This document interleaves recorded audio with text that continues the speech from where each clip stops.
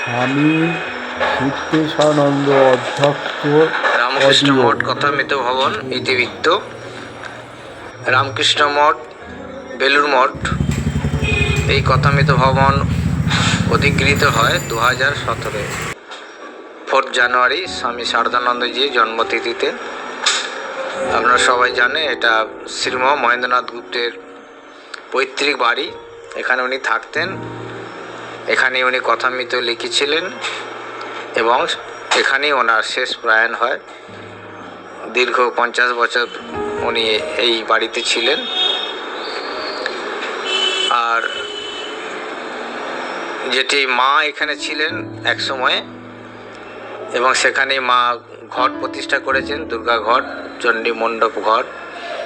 নিজের হাতে এই ঠাকুর ঘরে পুজো করেছিলেন। সেই জন্যই এই ঘরটি একটি তার বিশেষ মাহাত্ম্য, এবং ঠাকুরের রিলিক্সও আছে। ঠাকুরের পাদুকা রয়েছে, কেশ রয়েছে, এবং এখানে এখন পূজা পাঠ ইত্যাদির মাধ্যমে রামকৃষ্ণ মঠ, রামকৃষ্ণ মিশন পরিচালিত একটি শাখা কেন্দ্র রামকৃষ্ণ মঠ কথামৃত ভবন। এটিতে আপনারা যদি কেউ আসতে চান, আপনাদের সুবিধার্থে জানাই যে যদি বাসে কেউ শ্যামবাজার থেকে আসতে চান, দুইভাবে আসা যায়। একটা হলো শ্যামবাজার থেকে বিবেকানন্দ রোড, স্বামীজির বাড়ির কাছে এসে ওখান থেকে হেঁটে সোজা বিদ্যাসাগর কলেজে আসতে পারেন। বিদ্যাসাগর কলেজ থেকে 1 মিনিট। এছাড়া শ্যামবাজার থেকে আপনারা আমার স্ট্রিটে আসবেন। আমার স্ট্রিট যে সিটি কলেজ আছে, সেই সিটি কলেজে নেমে ডান দিকে 4-5 মিনিট হেঁটে আসতে হবে, 5 মিনিট। কারণ এই রাস্তাটি ওয়ান ওয়ে। আসার সময় শ্যামবাজার থেকে ঘুরিয়ে দেওয়া হয় বাসগুলি আমার স্ট্রিট দিয়ে। আর যদি কেউ শিয়ালদা থেকে আসতে চান, তাহলে শিয়ালদা থেকে যেগুলি এই ঠনঠনে কালীবাড়ি বা কলেজ স্ট্রিটে বাস আসছে 240 নম্বর বর্তমান, ওই রাস্তায় এসে আপনারা ঠনঠনে কালীবাড়িতে নামতে পারেন, কিংবা বিদ্যাসাগর কলেজ মোড় নেমে ওখান থেকে 2 মিনিট হাঁটা পথ। এটি হলো মোটামুটি এর মানে যাতায়াতের জন্যে ব্যবস্থা। নিয়ারেস্ট হলো ঠনঠনে কালীবাড়ি, যেটি অনেকেই পরিচিত, আর বিদ্যাসাগর কলেজ। আর মাস্টারমশাইয়ের বাড়ির ঠিকানা হলো 13/2 গুরুপ্রসাদ চৌধুরী লেন, কলকাতা 6। এটি আপনারা গুগলে সার্চ করতে পারবেন। যারা ইউটিউব কোনো অ্যাপে আসবেন, যে কোনো এতে, সেখানে যদি আপনারা এই লোকেশান দেন রামকৃষ্ণ মঠ কথামৃত ভবন, তা ওরা তখন সহজেই নিয়ে চলে আসে এই রামকৃষ্ণ মঠ কথামৃত ভবন গুগল সার্চ করে। মোটামুটি এই হলো আমাদের ঠিকানা, 13/2 গুরুপ্রসাদ চৌধুরী লেন, কলকাতা 6। নমস্কার।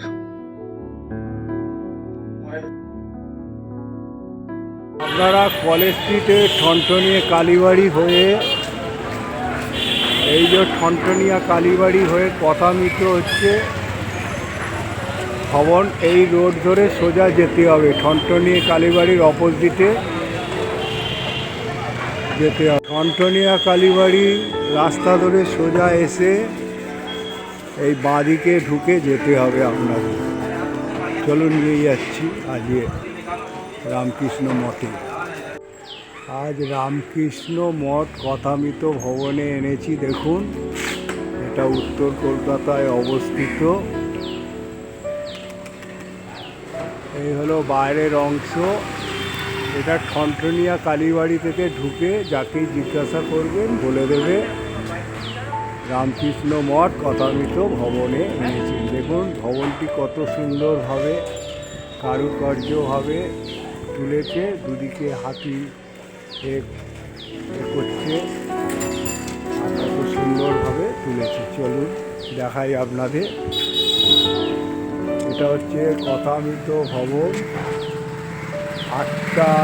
সকাল 8টা থেকে 12টা, আর দুপুর 4টে থেকে 8টা। আর এই কথামৃত ভবনে মত ইতিকথা লেখা রয়েছে। যুগে যুগে ভগবান অধর্মের বিনাশ ও ধর্ম প্রতিষ্ঠার জন্য অবতার রূপে পৃথিবীতে অবতীর্ণ হয়েছে। তার মধ্যে ভগবান শ্রী রামকৃষ্ণ পরমহংস অন্যতম।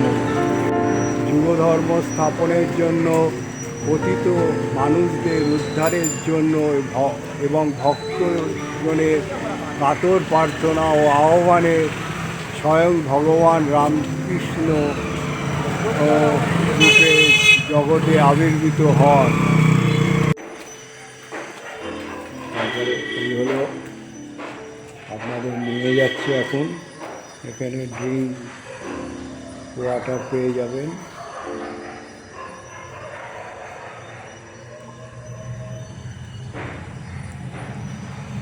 তারপরে শ্রীমদ হচ্ছে বাগীশানন্দজির সারুর বক্তৃতা ও ভক্তদের সম্মেলন হবে 26শে জানুয়ারি 2025 রবিবার। আপনারা আসবেন এই অনুষ্ঠানে, সেটাও আপনাদের তুলে। তারপর আপনার রামকৃষ্ণ কথামত ভবনে 13ই ফেব্রুয়ারি 2025-এ 3টের সময় স্বাগত ভাষণ ও গানে গানে মাতৃ আরাধনা স্বামী শিবাধি সদানন্দজি বিষয় মাতার প্রীতি পুত্রের উপদেশ হবে। ঠাকুর ঘর। এই মন্দির দেখুন কত সুন্দরভাবে গড়ে উঠেছে। চলুন, এই হলো প্রার্থনা কক্ষ। এবারে এখানে ঢুকেই আপনি মা ভবতারিণীর ছবি পেয়ে যাবেন। তারপরে সারদা মা, রামকৃষ্ণদেব, স্বামী বিবেকানন্দ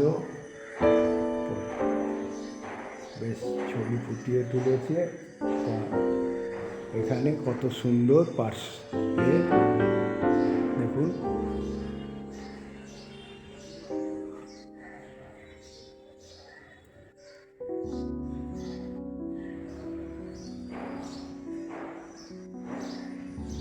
দর্শন করুন।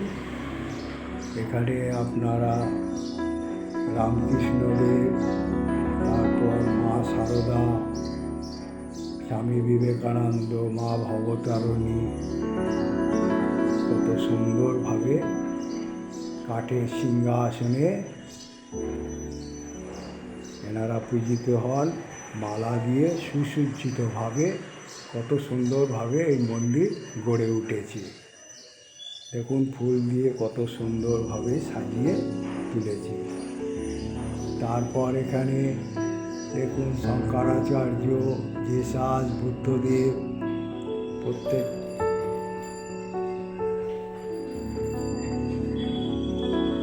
পার্শ্বদের ছবি তুলে ধরেছে।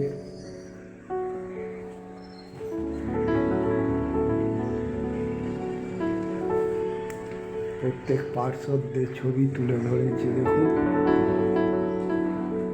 এই হলে দেখুন কত বড় প্রার্থনা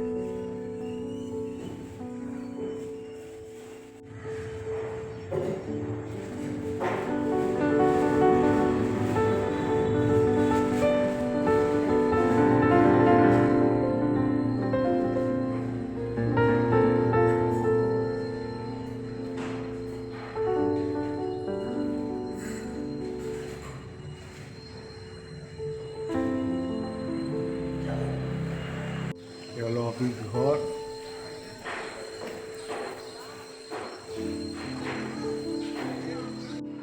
এ হলো মহারাজের অফিস ঘর। দেখুন রামকৃষ্ণ দেবের মা সারদার ছবি ফুটিয়ে তুলে কত সুন্দরভাবে অফিস ঘর। এখানে সিসি ক্যামেরা সব কিছু দেখা যাচ্ছে। এই অফিস ঘর কত সুন্দর ফুটিয়ে তুলেছে। আর এই হলো ওটার জায়গা। দেখুন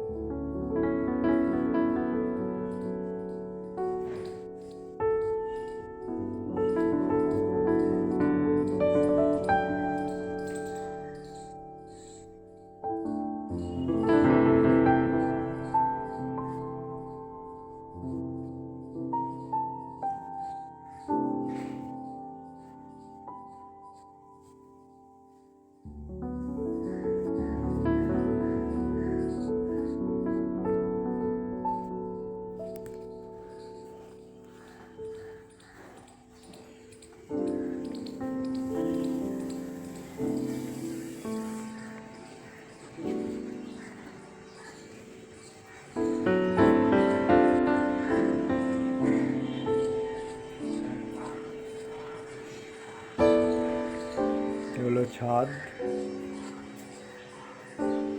ছাদে দেখুন, ছাদের ওপর দিয়ে আমাদের তুলে ধরছি এবং কত পুরনো বাড়ি, সব টিনে।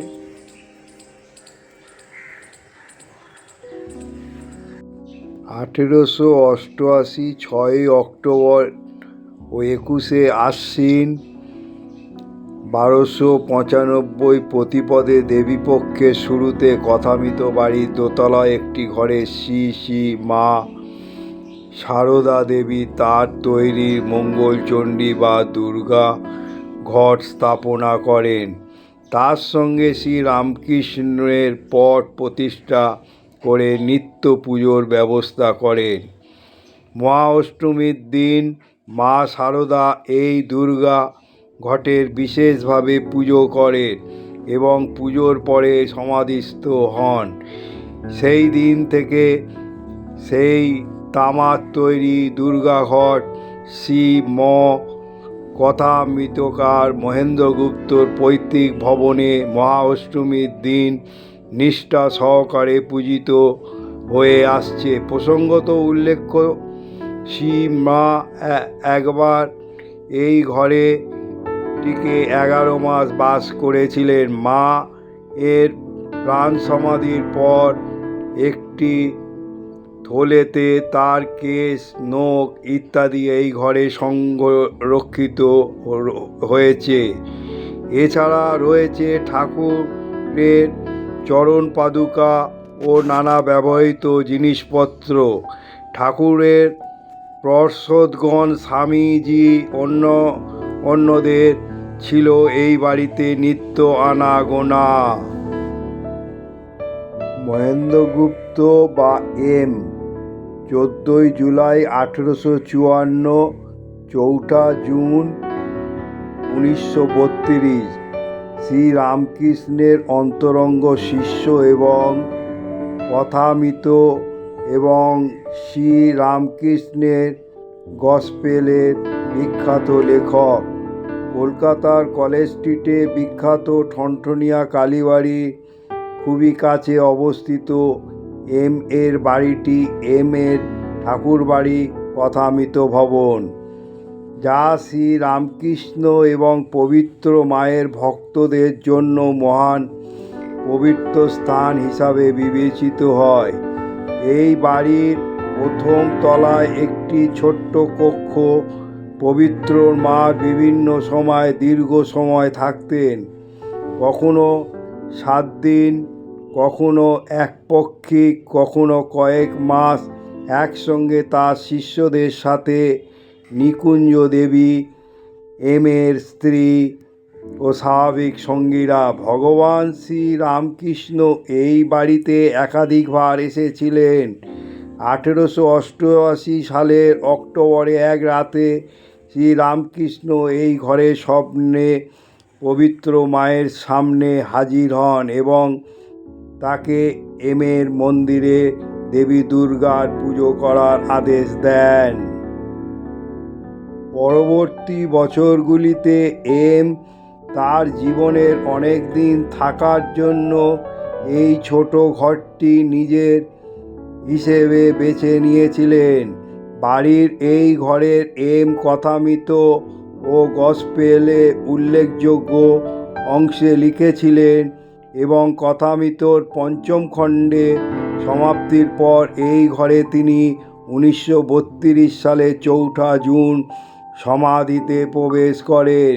স্বামী বিবেকানন্দ, স্বামী রামকৃষ্ণানন্দ এবং এমের অন্যান্য ভাই শিষ্যরা বেশ কয়েকবার এই বাড়িতে গিয়েছিলেন এবং এই ঘরে এমের সাথে দেখা করেছিলেন।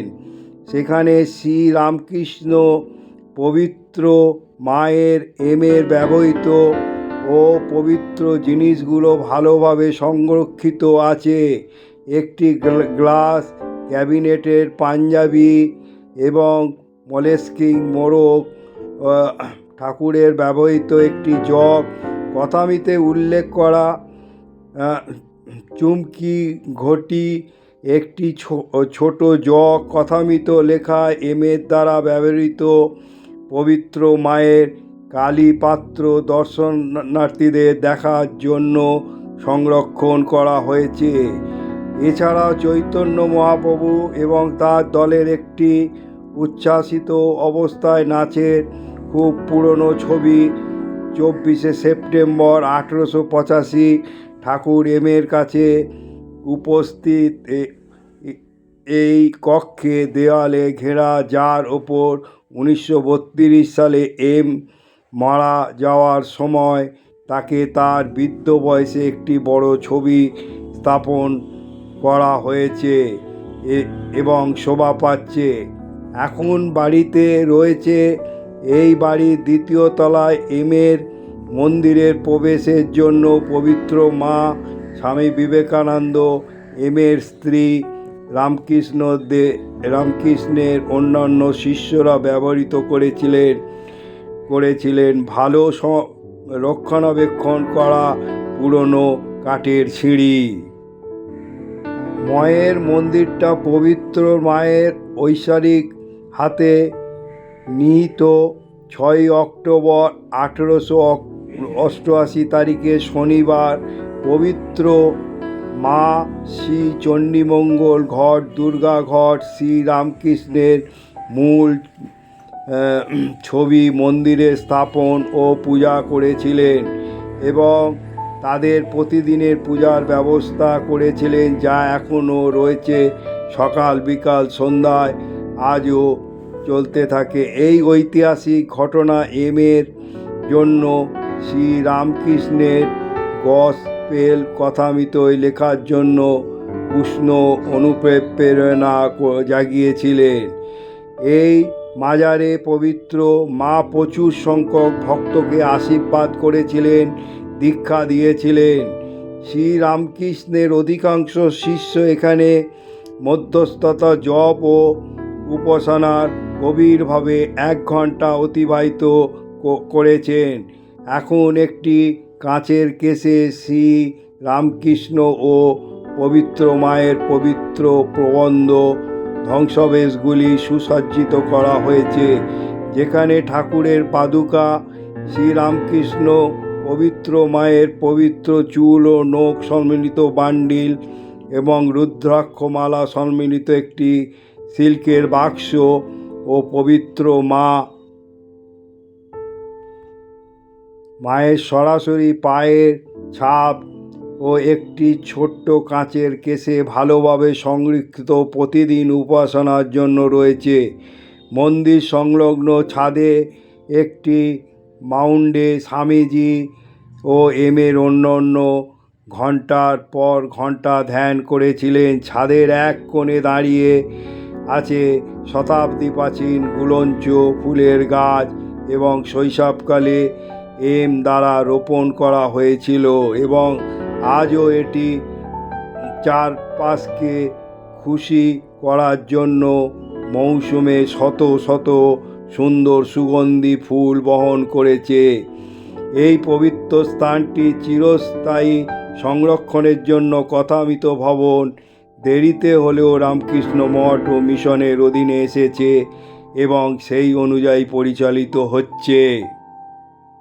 এখানে ঠাকুরবাড়িতে শ্রী রামকৃষ্ণ পবিত্র মা স্বামী বিবেকানন্দ এর অন্যান্য জন্মদিন উদযাপন প্রতি বছর অনুষ্ঠিত হয় এবং দুর্গাপুজোর উৎসবের সময় মহাঅষ্টমীর দিনে শ্রী চণ্ডীমঙ্গল ঘটের দুর্গা ঘট বিশেষ পুজো করা হয়।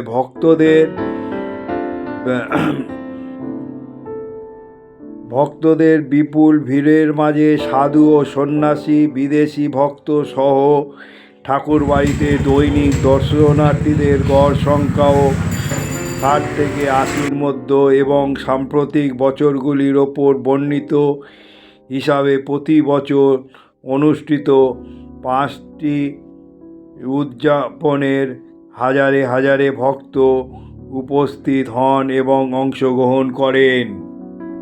এই হলো ঢোকার মুখ রামকৃষ্ণ মঠ কথামিত ভবন। কত সুন্দরভাবে ঢোকার মুখে গড়ে উঠেছে, এইখানে আপনারা আসবেন।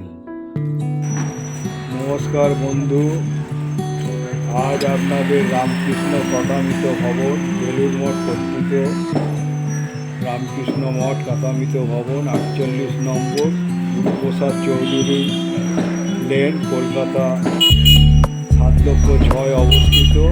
ভগ্নপ্রায় বাড়িটি পুনর্নির্মাণ উদ্যোগে হয়েছে। নতুন বাড়িটি রামকৃষ্ণ মঠ কথামিত ভবনে বিভিন্ন সামাজিক সেবাকর্ম প্রকল্পে চালু হয়েছে। এদের হচ্ছে স্থানীয় দুস্থ পথচারী শিশুদের পাঠভবন, পুষ্টিকর খাদ্য এবং দাতব্য চিকিৎসালয়, মায়েদের জন্য স্বনির্ভর প্রকল্প, বিধবা মায়ের রেশন প্রদান ও মেধাবী ছাত্রছাত্রীদের বৃত্তি প্রদান, অন্যান্য সামাজিক সেবাকর্ম কাজ করে থাকে। এই প্রার্থনা জানিয়ে সকলকে জানাচ্ছি ঠাকুর ও স্বামী শ্রী এর আশীর্বাদ ও আপনাদের সকলের ওপর বর্ষিত হোক। তাই আমি বলতে চাই, আপনারা এই ব্লগটা দেখার পর একটা করে লাইক করবেন আর যত শেয়ার করবেন তত লোকে জানতে পারবে। যারা বয়স্ক লোক আছে, যারা যেতে পারে না, তারা জানতে পারবে রামকৃষ্ণদেবের ব্যাপারে, মা সারদার ব্যাপারে।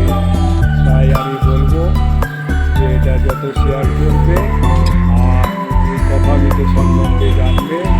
এখানে আধ্যাত্মিক এবং সেবামূলক কাজের সঙ্গে এরা যুক্ত এবং এখানে যে মায়ের সব ব্যবহৃত দুর্গা মন্দির, ঠাকুর মন্দির কীভাবে উঠতে হয়, এখানকার প্রার্থনা কক্ষ সব আমি তুলে ধরেছি। আর বলবো যে যারা এখনও সাবস্ক্রাইব করেননি, তারা সাবস্ক্রাইব করলে আইকন বোতামটা টিপে দেবেন। তাহলে কী হবে, আইকন বোতামটা টিপে দিলে আমি যখনই কোনো ব্লগ বানাবো আপনারা পেয়ে যাবেন। তাই আমি আশা করি আপনারা ভালো থাকুন, সুস্থ থাকুন বলে আমি আমার গন্তব্যস্থলে চললাম।